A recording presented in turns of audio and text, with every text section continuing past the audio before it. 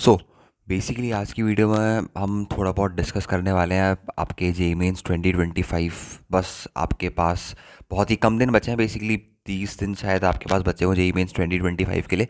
तो बेसिकली आज हम ये चीज़ डिस्कस करने वाले हैं कि कई बच्चे ऐसे होंगे इस टाइम पे कि किसी का स्कोर होगा 80 से 100 के बीच में, किसी का स्कोर बिलो 80 होगा, या किसी का स्कोर ऐसा होगा कि 100 से लेके 120 के बीच में ही डाइवर्ट कर रहा है मॉक्स में, किसी का 120 से लेके 150 के बीच में कर रहा है, किसी का 150 से लेके 180 के बीच में स्कोर आ रहा है।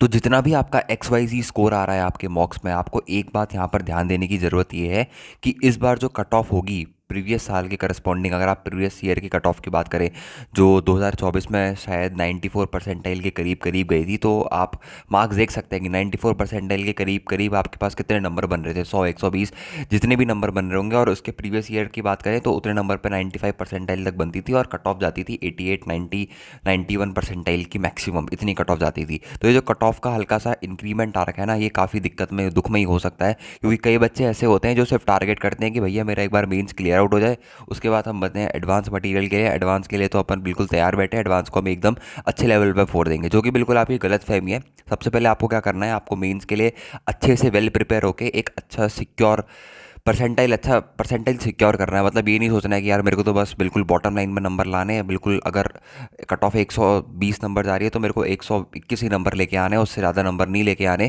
क्योंकि मेरा जो मेन फोकस है वो जेई एडवांस्ड पे है। जेई एडवांस जो है वो लक का थोड़ा सा फैक्टर भी काम करता है कभी कभार। अगर आपका फैक्टर नहीं चला, वहाँ पर मान लो कुछ गड़बड़ी हो गई, आपकी अच्छी रैंक नहीं आई जेई एडवांस में, तो उसका खामियाजा आपको बाद में भुगतना पड़ेगा। तो उस खामियाजे से बचने के लिए सबसे बढ़िया तरीका यही है कि अच्छे से बिल्कुल प्रिपेयर होकर सबसे पहले मेंस को अटैक करो। और मेंस का सबसे बेस्ट स्कोर आपको पता होगा कि कितना है। मेरे हिसाब से तो सबसे बेस्ट स्कोर जो रहेगा मेंस का वो एटलीस्ट रहेगा 150 से 180 मार्क्स के बीच में।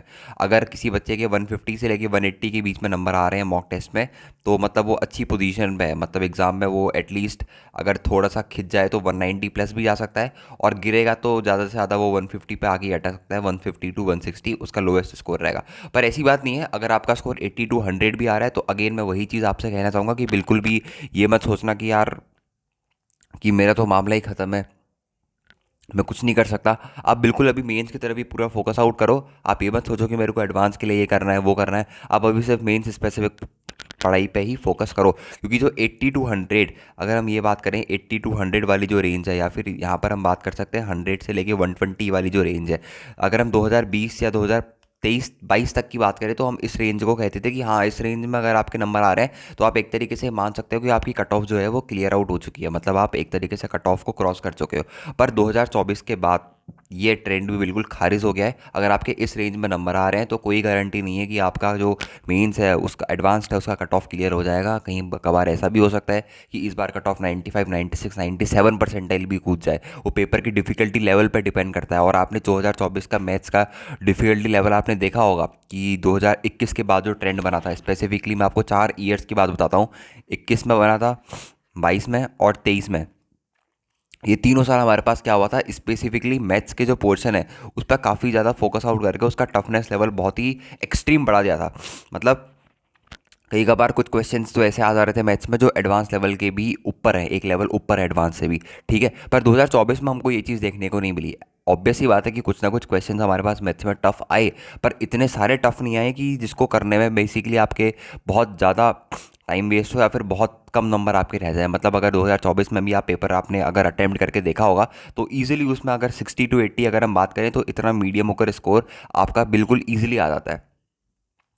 ठीक है, तो जो भी आप मॉक टेस्ट दे रहे हो तो एक मेरी विनती है या फिर मेरी एडवाइस ले लो कि हमेशा क्या करो, एक बार मेंस के प्रीवियस ईयर क्वेश्चन स्पेसिफिकली 2024 वाले जो पेपर्स हैं उनका एटलीस्ट एक बार मॉक टेस्ट जैसा देके वो ज़रूर ट्राई कर लेना। क्योंकि जो न्यू पैटर्न के हिसाब से न्यू या फिर जो नया सिलेबस आपका एनटीए ने इंट्रोड्यूस करा रखा है 2024-25 वालों के लिए, वो 2025 में भी वही चलने वाला है। तो हो सकता है कि उसी लेवल के पेपर आपके पास 2025 में भी आपको देखने को मिले। और जो आपका सेफेस्ट स्कोर रहेगा, मतलब जहाँ पर आप बिल्कुल चिल कर सकते हो, दैट इज़ 150 टू 180 नंबर। अगर आपके इतने नंबर आ रहे हैं तो दैट इज़ बहुत ही अच्छी बात है।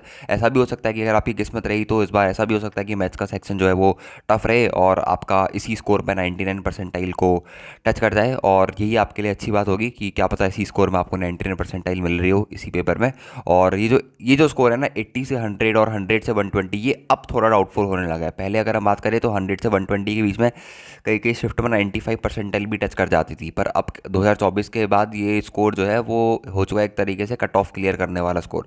मतलब इस स्कोर में अगर आप अब चाहते हो कि मेरी 95 परसेंटाइल हिट कर जाए तो ये बिल्कुल गलत बात है। अब आपको इस स्कोर पर ये मान के चलना है कि ये है मेरे पास कट ऑफ स्कोर, कि अगर इतने नंबर आ रहे हैं तो हाँ, मैं कहीं ना कहीं ये कह सकता हूँ कि मैं कट ऑफ क्लियर करने के बिल्कुल बॉटम लाइन पर हूँ। मेरी हो भी सकती है, नहीं भी हो सकती है, पर अगर सेफेस्ट स्कोर की बात करी जाए तो 120 से ऊपर ही है। 120 से 150 अगर आपका स्कोर आ रहा है, 150 से 180 स्कोर आ रहा है, तो ये काफ़ी अच्छा स्कोर है।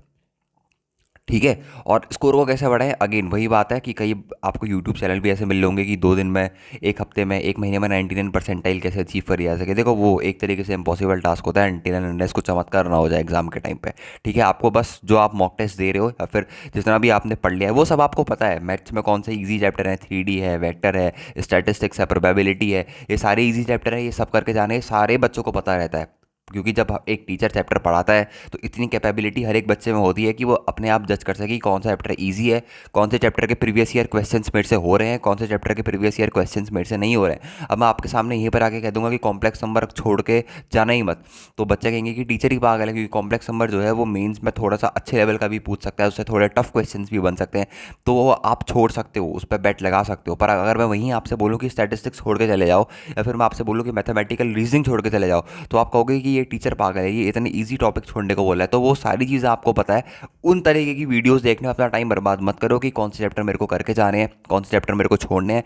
आप सबको पता है जिस टॉपिक के प्रीवियस ईयर क्वेश्चंस आपसे ईजी बन जा रहे हैं, जिस टॉपिक की थ्योरी कम है, जिस टॉपिक में कंसेप्चुअल वाली चीज़ें कम है, उस टॉपिक के क्वेश्चंस क्या करने हैं, आपको करके जाने हैं, वो चैप्टर्स आपको पढ़ के जाने हैं। और जिन चैप्टर्स थोड़े टफ हैं, जिनके क्वेश्चंस करने में आपको टाइम लगता है, ठीक है, वो चैप्टर्स आपको अगर थोड़ा बहुत भी बेसिक लेवल पे आने चाहिए, क्योंकि अगर बेसिक लेवल पे क्वेश्चन आता है तो वहाँ पर ऐसा नहीं होना चाहिए कि हाँ यार ये क्वेश्चन बेसिक लेवल पे आया था और फिर भी अपन इसको नहीं कर पाए क्योंकि अपन ने चैप्टर का ABCD ही नहीं सीखा। ठीक है, तो वो थोड़ी बहुत टचिंग हर बच्चों के चैप्टर में होती है, और स्पेसिफिकली ऐसा कोऑर्डिनेट ज्योमेट्री में होता है जो बच्चे सोचते हैं कि बहुत ही टफ आता है।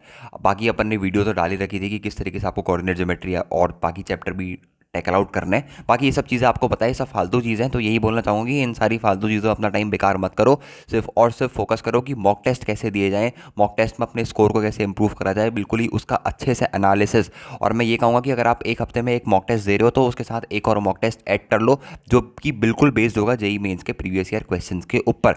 स्पेसिफिकली 2024 के सारे पेपर्स, उसके एक एक PYQs आपको सॉल्व करके जाने हैं अच्छे से, स्पेसिफिकली मैथमेटिक्स वाले सेक्शन में। और फिजिक्स और केमिस्ट्री में तो 22 से लेके 24 तक, या फिर 21 से लेके 24 तक के आपको सारे PYQ सॉल्व करके जाना है। मैथमेटिक्स में अगर 24 से पहले जाओगे तो थोड़ा बहुत ऐसी चीज़ें भी आपको मिलेंगी जो सिलेबस के बाहर की हैं, तब मैं बोल रहा हूँ कि स्पेसिफिकली 24 के तो सॉल्व करने ही करने हैं।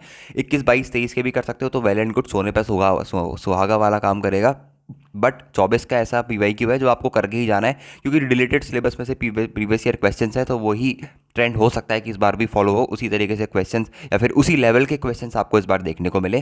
तो वो वाला प्रीवियस ईयर सेट आपको बिल्कुल भी स्किप नहीं करना है। कौन सा वाला प्रीवियस ईयर सेट, यहाँ पर मैं लिख भी देता हूँ, यहाँ पर 2024 वाला जो प्रीवियस ईयर का सेट है, ये आपको बिल्कुल भी मिस नहीं करना है। इसके मॉक्स हो सके तो मॉक्स दे दो, जो प्रीवियस ईयर क्वेश्चन है उन्हें एज अ मॉक्स हो सके तो उन्हें एज अ मॉक्स भी देने का आप ट्राई करो। ठीक है, तो आई होप कि इतनी छोटी सी बात आपके समझ में आई होगी। बाकी सब आपके ऊपर है, कितना आप प्रैक्टिस करते हो, कितने अच्छे से अपने मॉक्स को एनालाइज करते हो, और कितने ज़्यादा आप मॉक्स की प्रैक्टिस करते हो, और कितना अच्छे से आप रिवीजन करके जा रहे हो चीज़ों का। ठीक है, तो जितना भी पढ़ा है उसको प्रॉपर रिवाइज करके बिल्कुल अच्छे से मॉक्स में अप्लाई करके सारे एक्सपेरिमेंट करके जाना मॉक्स में, कि कौन सा सेक्शन मेरे को पहले शुरू करना है, कौन सा सेक्शन मेरे को लास्ट में शुरू करना है। ये सारी चीज़ें पहले से तय होनी चाहिए। At the time of exam ये सब चीज़ें आप डिसाइड नहीं कर सकते। तो आज की वीडियो में इतना ही रखते हैं, बाकी आपको कोई भी डाउट है तो आप मेरे से पूछ सकते हो। आज की वीडियो इतना ही रखते हैं, मिलते हैं नेक्स्ट वीडियो में।